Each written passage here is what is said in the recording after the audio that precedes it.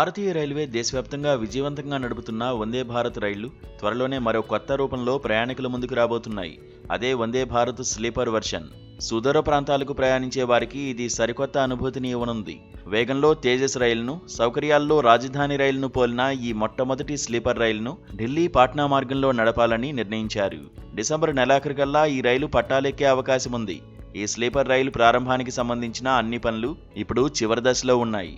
సుఖవంతమైన ప్రయాణం కోసం ఎదురు చూస్తున్న ప్రయాణికులు ఈ రైలు రాక కోసం ఆసక్తిగా ఉన్నారు.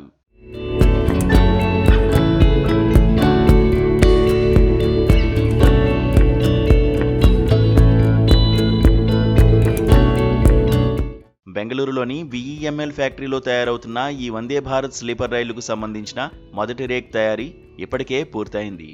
ఈ మొదటి రేక్ డిసెంబర్ 12న ఉత్తర రైల్వేకు బయలుదేరుతుంది. ఆ తర్వాత ఢిల్లీ పాట్నా రూట్లో ట్రయల్ రన్ నిర్వహిస్తారు. ఈ రైల్లో మొత్తం 16 కోచ్లు, 827 బెర్తులు ఉంటాయి. ఇందులో 611 third AC, 188 second AC, 24 first AC బెర్తులు అందుబాటులో ఉంటాయి. ఈ స్లీపర్ రైల్లో ఆటోమేటిక్ డోర్లు, బయో టాయిలెట్లు, సీసీటీవీ కెమెరాలు, చదువుకోవడానికి వ్యక్తిగత లైట్లు, చాలా సౌకర్యవంతమైన ఇంటీరియర్ వంటి అత్యాధునిక సౌకర్యాలు ఏర్పాటు చేశారు.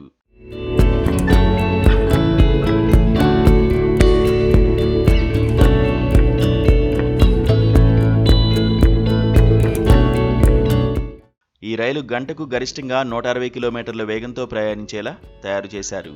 భద్రత కోసం కవచ్ సిస్టమ్, క్రాష్ రెసిస్టెంట్ నిర్మాణం వంటి అధునాతన టెక్నాలజీలను ఇందులో అమర్చారు.